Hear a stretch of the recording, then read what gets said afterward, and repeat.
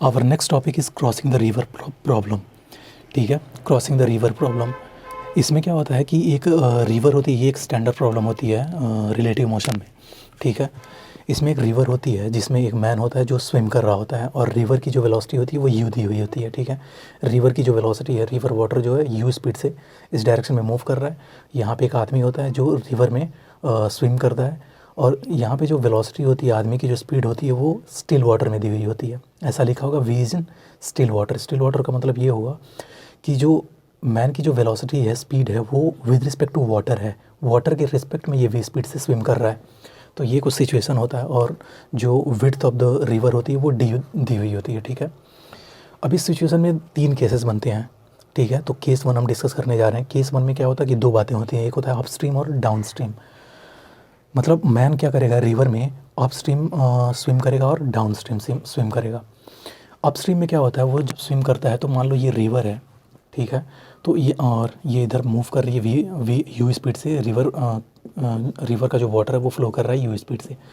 अब यहाँ पे जो मैन होगा वो क्या होगा, अपस्ट्रीम तैरने का मतलब ये हुआ कि इस डायरेक्शन में, मतलब opposite to the flow of the river, इस डायरेक्शन में ये मूव कर रहा होता है, मतलब स्विम कर रहा होता है। तो मैन जो होता है, अगर इसकी स्पीड इधर, वेलोसिटी की डायरेक्शन इधर है रिवर की, और इसके ऑपोजिट डायरेक्शन में अगर ये मूव कर रहा है तो इसको अपस्ट्रीम बोलते हैं। तो यहाँ पे जो velocity of man with respect to ground calculate होके आता है वो क्या होता है, velocity of man with respect to ground. मतलब अब देखो, इसके रिस्पेक्ट में क्या कर रहा है मैन, रिवर के रिस्पेक्ट में इधर की तरफ मूव कर रहा है वी स्पीड से। वी जो है वो रिवर के रिस्पेक्ट में स्पीड होती है। तो अगर यहाँ पे खड़ा कोई फ्रेम ऑफ रेफरेंस है, कोई कोई अगर आदमी यहाँ पे खड़ा है, तो इसको क्या दिखेगा कि ये इसकी जो तैरने की स्पीड होगी वो वी नहीं होगी, कुछ और होगी। क्या होगी, velocity of man with respect to ground जो होगी वो क्या होगी, वी माइनस यू। ठीक है, तो यहाँ पे जो velocity of man with respect to ground होगा वो वी माइनस यू होगा। इसको बोलते हैं अपस्ट्रीम। मतलब अगर ये रिवर फ्लो होने की ऑपोजिट डायरेक्शन में मूव कर रहा होता है तो यहाँ पे इसको हम अपस्ट्रीम बोलते हैं, और velocity of man with respect to ground क्या होगा, वी माइनस यू। ठीक है, तो अगर ये दोनों स्पीड्स कांस्टेंट दी हुई होती है, मतलब रिवर की जो फ्लो होता है वो भी कांस्टेंट स्पीड यू से मूव कर रहा होता है, और ये भी कांस्टेंट स्पीड यू से मूव कर रहा होता है। तो अगर इस रिवर में सपोज़ करो अगर कोई पॉइंट ए है और यहाँ पे कोई पॉइंट बी है, और इसके बीच की सेपरेशन एक्स दी हुई है, पॉइंट ए और बी के बीच की सेपरेशन एक्स दी हुई है, तो इस आदमी को, ये जो आदमी स्विम कर रहा है, इसमें ए से बी जाने में जो टाइम होगा, time to swim from A to B, ये टाइम हम कैसे कैलकुलेट करेंगे, ये स्पीड कांस्टेंट है तो x divided by v minus you. लेकिन ये जो टाइम होगा विद रिस्पेक्ट टू ग्राउंड होगा। क्यों, क्योंकि ये जो v माइनस यू है विद रिस्पेक्ट टू ग्राउंड है। मतलब अगर कोई ऑब्जर्वर है जो ग्राउंड पे खड़ा है तो उसको वो क्या देखेगा कि a से b तक जाने में ये जो आदमी टाइम लगाता है वो x upon v minus u time लेता है। ठीक है, लेकिन अगर कोई वाटर के रिस्पेक्ट में देखे, अगर कोई ऑब्जर्वर जो वाटर में ही है तो उसको क्या लगेगा कि ये जो बंदा है वो ए से बी जाने में टाइम क्या लगाता है, एक्स अपॉन वी, वो एक्स बाई वी टाइम लगाता है। ठीक है, एक्स बाई वी। तो ये बस रिलेटिव मोशन ऑब्जर्वर पे ये डिपेंड कर रहा है। ठीक है, रिलेटिव मोशन का यही खास बात होती है कि ऑब्जर्वर पे चीज़ें डिपेंड करती हैं फ्रेम ऑफ रेफरेंस पे। तो अगर कोई ऑब्जर्वर जो ग्राउंड पे है तो उसको क्या पता चलेगा कि इसकी जो स्पीड है, तैरने की स्पीड वी माइनस यू है, और ए से बी जाने में जो टाइम लगा रहा है वो x upon v minus u लगा रहा है। ठीक है, और अगर कोई ऑब्जर्वर जो रिवर में है तो इसके रिस्पेक्ट में क्या करेगा, वी स्पीड से मूव करेगा। मतलब इसको क्या दिखेगा, इसको दिखेगा कि ये जो स्विमर है वो वी स्पीड से इधर मूव कर रहा है, और अगर ए और बी के बीच की सेपरेशन एक्स है तो यहाँ से यहाँ तैरने में इसको टाइम कितना लगेगा, x by v. Similarly downstream होता है। डाउन स्ट्रीम में क्या होता है कि सिमिलरली ऑपोजिट डायरेक्शन होता है। सिमिलरली डाउन स्ट्रीम में क्या होता है, बस इसकी डायरेक्शन क्या होती है, ऑपोजिट हो जाती है। मतलब रिवर फ्लो की डायरेक्शन में अगर ये फ्लो करता है, स्विम करता है, तो इसको हम डाउन स्ट्रीम बोलते हैं। अब डाउन स्ट्रीम में क्या होता है, जो velocity of man with respect to ground क्या हो जाएगा, v plus u. Plus u क्यों, क्योंकि दोनों की डायरेक्शन सेम है। तो ग्राउंड पे जो ऑब्जर्वर होगा उसको क्या दिखेगा, उसको ये दिखेगा कि ये v प्लस यू स्पीड से इधर की तरफ मूव कर रहा है इस डायरेक्शन में। Similarly time from A to B, अगर मान लो यहाँ पे कोई पॉइंट ए है और यहाँ पे बी है, इसकी सेपरेशन x है, तो ये जो ग्राउंड वाला ऑब्जर्वर होगा वो क्या देखेगा, ए से बी में जाने में टाइम जो लग रहा है इसको, वो लगेगा time from A to B is equal to x upon v plus u. और अगर कोई रिवर में कोई ऑब्जर्वर है उसको क्या दिखेगा कि ये ए से बी जाने में जो टाइम लगाता है वो क्या लगाता है, एक्स अपॉन वी, क्योंकि विद रिस्पेक्ट टू वाटर जो स्विमिंग स्पीड है वो कितनी है, वी। ठीक है, तो ये बातें आपको ध्यान रखनी है अपस्ट्रीम और डाउन स्ट्रीम में। तो ये केस 1 होता है रिलेटिव मोशन में जो क्रॉसिंग द रिवर प्रॉब्लम होती है, इसमें केस 1 होता है अपस्ट्रीम और डाउन स्ट्रीम। केस 2 में हम देखेंगे कि अगर ये किसी मतलब एक्स एक्सिस में ना मूव करके किसी एंगल थीटा पे इधर मूव करता है, तो इस तरह हम क्रॉसिंग द रिवर में कैसे डील करते हैं इसको। ठीक है, अब केस 2 हमारे पास है कि ये अब इस डायरेक्शन में या इस डायरेक्शन में मूव ना करके, मतलब अपस्ट्रीम या डाउन स्ट्रीम मूव ना करके, ये किसी एंगल थीटा पे इस डायरेक्शन में स्विम करता है। ठीक है, अब इस केस में क्या होगा कि विद रिस्पेक्ट टू रिवर, अब ये जो स्विमर होता है वो इधर हेड करके स्विम करने की कोशिश करता है और इसको लगता है कि ये इधर स्विम करते हुए यहाँ तक फाइनली इस पॉइंट तक पहुँचता है। लेकिन एक ऑब्जर्वर जो ग्राउंड पे है, ठीक है, और एक ऑब्जर्वर जो रिवर में है, इन दोनों में डिफरेंस होगा। ठीक है, इसको क्या होगा, इस ऑब्जर्वर को लगेगा कि ये जो मूव करते हुए यहाँ से जो हेड किया है स्विम करते हुए, ऐसे मूव करते हुए इस पाथ को फॉलो करते हुए फाइनली इस पॉइंट तक पहुँचेगा। लेकिन जो ग्राउंड वाला ऑब्जर्वर होगा उसको कुछ और दिखेगा, इसका पाथ ये ना दिख के इसका पाथ कुछ ऐसा दिखेगा, ऐसा, मतलब यहीं से इसने मूव करना शुरू किया है, स्विम करना। विद रिस्पेक्ट टू रिवर इस ऑब्जर्वर को क्या दिखेगा कि इसका जो पाथ होगा वो ये होगा, लेकिन ग्राउंड वाले ऑब्जर्वर को क्या होगा, विद रिस्पेक्ट टू ग्राउंड इसको कुछ ये वाला पाथ दिखे, मतलब ये मूव करना इधर चाहा लेकिन ये मूव करते करते इस पाथ को फॉलो करके फाइनली यहाँ पहुँचेगा। ठीक है, अब इसको पहुंचना चाहिए था पॉइंट ए पे, पहुंचा पॉइंट बी पे, तो ये जो सेपरेशन होती है एक्स अगर मान लें इसको, तो इसको हम बोलते हैं ड्रिफ्ट। ठीक है, तो जो एक्स होता है उसे हम ड्रिफ्ट बोलते हैं, ड्रिफ्ट। ठीक है, अब देखो अगर ये एंगल मैं मान लेता हूँ फाई है, ये एंगल फाई है और ये वाला एंगल क्या था, थीटा, ये एंगल था थीटा मेरा और ये एंगल फाई है।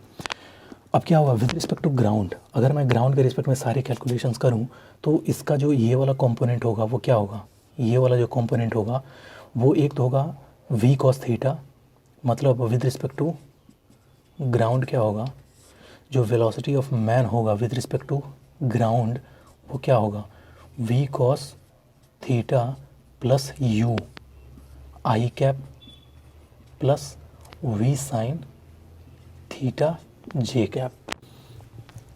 ऐसा क्यों लिखा मैंने, क्योंकि देखो विद रिस्पेक्ट टू ग्राउंड क्या है, ग्राउंड के रिस्पेक्ट में इसकी जो वेलोसिटी है सिर्फ उसका एक्स कंपोनेंट ही डिस्टर्ब होगा। क्यों, क्योंकि जो रिवर की वेलोसिटी है वो सिर्फ एक्स एक्सिस में है, मतलब इस डायरेक्शन में है, वाई एक्सिस में कोई भी वेलोसिटी नहीं है रिवर का। और अगर रिवर की कोई भी वेलोसिटी वाई डायरेक्शन में नहीं है तो इसका जो इस वेलोसिटी का जो कंपोनेंट अलॉन्ग वाई एक्सिस होगा वो नहीं डिस्टर्ब होने वाला। तो रिवर के रिस्पेक्ट में या ग्राउंड के रिस्पेक्ट में इसका जो वाई वाला कंपोनेंट है वो चेंज नहीं होगा। क्यों, क्योंकि रिवर की कोई भी वेलोसिटी वाई एक्सिस में नहीं है, मतलब इस वेलोसिटी का कोई भी कंपोनेंट वाई एक्सिस में नहीं होगा, या अगर सिर्फ एक्स एक्सिस में अगर इसकी वेलोसिटी है तो वाई एक्सिस में इसका कंपोनेंट क्या होगा, ज़ीरो होगा।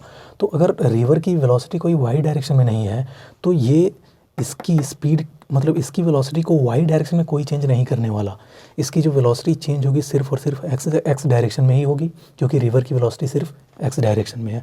तो विद रिस्पेक्ट टू ग्राउंड अगर मैं इसकी वेलोसिटी लिखूं, इस मैन की velocity with respect to ground अगर मैं लिखूं तो होगा v cos थीटा, मतलब इसका ये वाला कंपोनेंट प्लस u रिवर की वेलोसिटी, क्योंकि इसका ये वाला कंपोनेंट भी इधर होगा और रिवर की वेलोसिटी भी इधर होगी। तो man with respect to ground जो होगी v cos theta plus u आई कैप, क्योंकि एक्स एक्सिस में है, और v का ये वाला जो कंपोनेंट v sin थीटा है वो चेंज नहीं होने वाला, तो उसका जो कंपोनेंट होगा वो क्या होगा, v sin theta as it is रहेगा। तो velocity of man with respect to ground क्या होगा, v cos theta plus u आई cap plus u sin theta J cap. ठीक है, तो ठीक है, तो ये हमारा वेलोसिटी होगा with respect to velocity of man with respect to ground.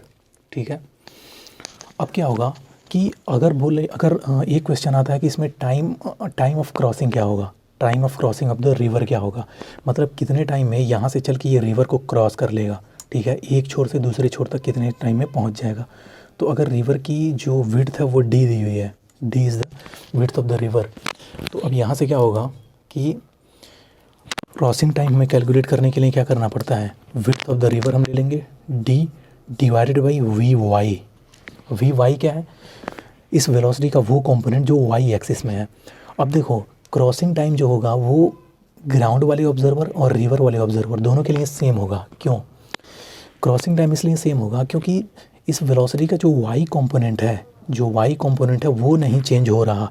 तो अगर वाई कंपोनेंट नहीं चेंज हो रहा और वाई इस डायरेक्शन में हमें डिस्टेंस डी है और हमें वेलोसिटी भी पता है v sin थीटा जो कि चेंज नहीं हो रहा with respect to this and with respect to this observer, तो ग्राउंड के रिस्पेक्ट में और रिवर के रिस्पेक्ट में दोनों के रिस्पेक्ट में क्या होगा, ये जो टाइम ऑफ क्रॉसिंग होगा वो सेम होने वाला है। ठीक है, तो जो टाइम ऑफ क्रॉसिंग होगा वो क्या होगा, width of the river d divided by v y and v y is nothing but the v sine theta. तो यहाँ पे वी साइन थीटा की वैल्यू रखेंगे तो ये जो होगा वो क्या होगा, time of crossing the river. तो टाइम ऑफ क्रॉसिंग चाहे ग्राउंड के रिस्पेक्ट में देखो या फिर रिवर के रिस्पेक्ट में वो चेंज नहीं होने वाला, दोनों के रिस्पेक्ट में सेम ही होगा। ठीक है, तो ये हो गया टाइम ऑफ क्रॉसिंग। ठीक है, एक चीज़ और हम कैलकुलेट कर सकते हैं, अगर मुझे ये एंगल कैलकुलेट करना है फाई, मतलब चलना तो चाहा उसने थीटा एंगल पे लेकिन एक्चुअल में चला मतलब विद रिस्पेक्ट टू ग्राउंड चला फाई एंगल पे, तो क्या फाई कैलकुलेट कर सकते हैं? हाँ, तो फाई जो कैलकुलेट करने का होगा वो होगा tan phi is equal to v y upon v x. तो tan फाई, सॉरी ये फाई है, tan phi is equal to v sine theta upon v cos theta plus u. तो इस तरह से आप tan फाई भी कैलकुलेट कर सकते हो। तो ये रहा केस 2, अगर वो किसी एंगल थीटा पे ऐसे हेड करता है, स्विम करने की कोशिश करता है, तो इसका पाथ क्या होगा। ठीक है, टाइम कैसे निकालते हैं, अच्छा हाँ, ड्रिफ्ट कैसे निकालेंगे। अगर हमें ड्रिफ्ट कैलकुलेट करना है, ड्रिफ्ट हम कैसे निकालेंगे, अगर x हमारा ड्रिफ्ट है तो देखो x होगा पहले वी एक्स इंटू टाइम। ठीक है, टाइम ऑफ क्रॉसिंग। देखो जब ये पार्टिकल यहाँ से क्रॉस करते हुए यहाँ पे जब पहुँचता है, तो अगर मुझे x कैलकुलेट करना है तो ये जो सेपरेशन है वो अलॉन्ग x एक्सिस है, तो मुझे जो वेलोसिटी लेनी है वो x एक्सिस वाली वेलोसिटी लेनी है, मतलब velocity along x axis into time of crossing, time of crossing the river. ये टाइम ऑफ क्रॉसिंग हमें पता है, जितने टाइम में ये यहाँ से यहाँ क्रॉस करने मतलब crossing time into x axis वाला कंपोनेंट। तो जो ड्रिफ्ट होगा वी एक्स, और वी एक्स कितना होगा, वी एक्स होगा हमारा ये v cos theta plus u, v cos theta plus u into time of crossing is d upon v sine theta. तो ये होता है ड्रिफ्ट। ड्रिफ्ट कैलकुलेट कैसे करेंगे, v x into time of crossing d v plus u cos theta, sorry we cos theta plus u divided by into d by v sine theta. तो इस तरह से हम तीसरा जो केस है हमारा, इसमें हम बात करते हैं मिनिमम टाइम ऑफ क्रॉसिंग और मिनिमम ड्रिफ्ट की।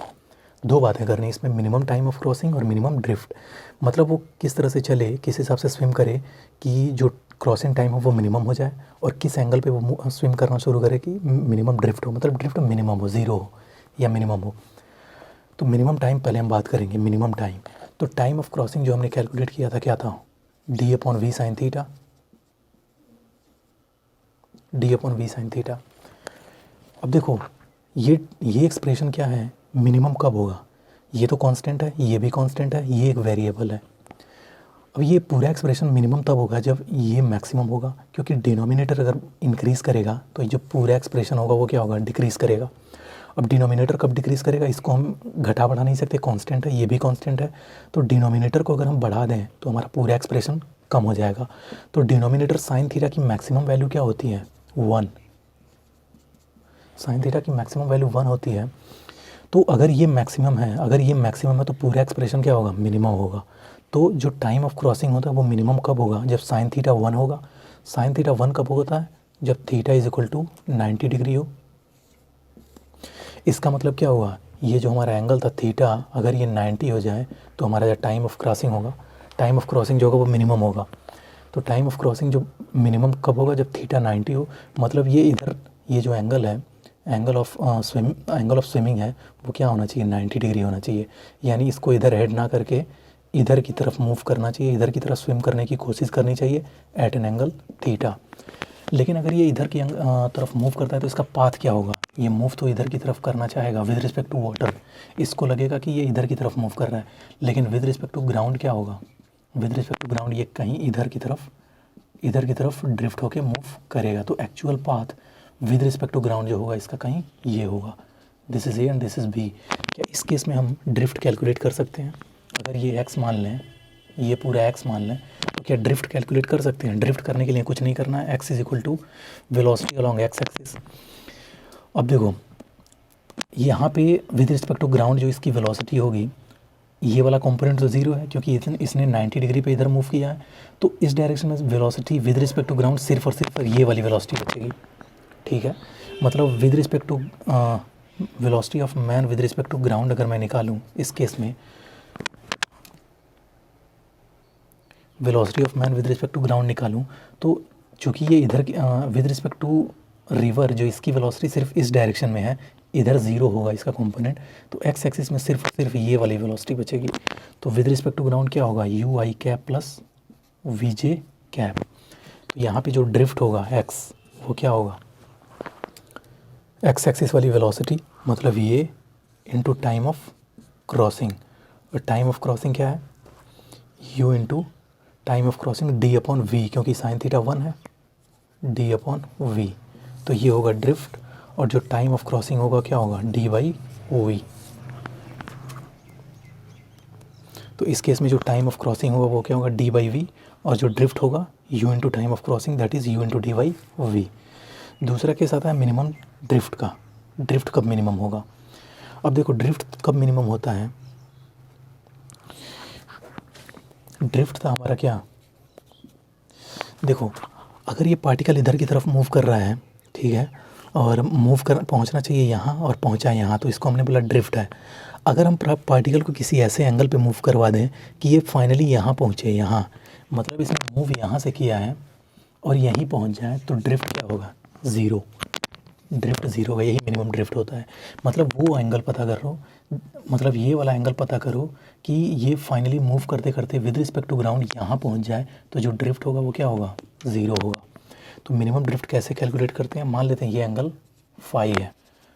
अब इस एंगल पे, इस किसी फाई एंगल पे इसने मूव करना शुरू किया, स्विम करना, लेकिन विद रिस्पेक्ट टू ग्राउंड ये क्या हुआ, एक्चुअल पाथ इसका ये आया, फाइनली यहाँ पहुँचा, पहुँचना इधर चाहिए था इसको, ठीक है। तो ये वाला इस एंगल पे मूव किया, फाइनली यहाँ पहुँचा, तो इस केस में ड्रिफ्ट ज़ीरो होता है। क्या tan फाई हम कैलकुलेट कर सकते हैं?